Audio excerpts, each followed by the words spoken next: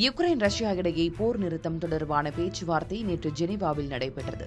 சுமார் 2 மணி நேரம் மட்டுமே நீடித்த முத்தரப்பு பேச்சுவார்த்தையில் எந்த முடிவும் எட்டப்படாமல் முடிவுக்கு வந்துள்ளது.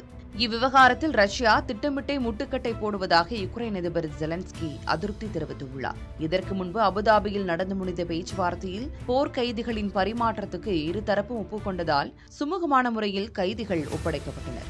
இதனைத் தொடர்ந்துதான் இரு தரப்புக்குமான போரை முடிவுக்கு கொண்டுவர அமெரிக்கா தீவிர முயற்சி எடுத்தது. இந்த பேச்சுவார்த்தையின் வெற்றி யுக்ரைன் அதிபர் ஜெலன்ஸ்கி கையில்தான் உள்ளது என சமீபத்தில் அதிபர் ட்ரம்ப் கூறியிருந்தார். இப்படியான சூழலுக்கு மத்தியில்தான் ஜெனீவாவில் அமைதி பேச்சுவார்த்தை நடைபெற்றது. அப்போது கிழக்கு யுக்ரைன் பகுதிகளில் குவிக்கப்பட்டிருக்கும் ராணுவ படைகள் வெளியேற வேண்டும் என ரஷ்யா நிபந்தனை விதித்துள்ளது. இதற்கு யுக்ரைன் மறுப்பு தெரிவித்ததால் பேச்சுவார்த்தையில் சுணக்கம் ஏற்பட்டது. சுமார் 2 மணி நேரம் மட்டுமே நீடித்த முத்தரப்பு பேச்சுவார்த்தையில் எவ்வித உடன்பாடும் எட்டப்படவில்லை.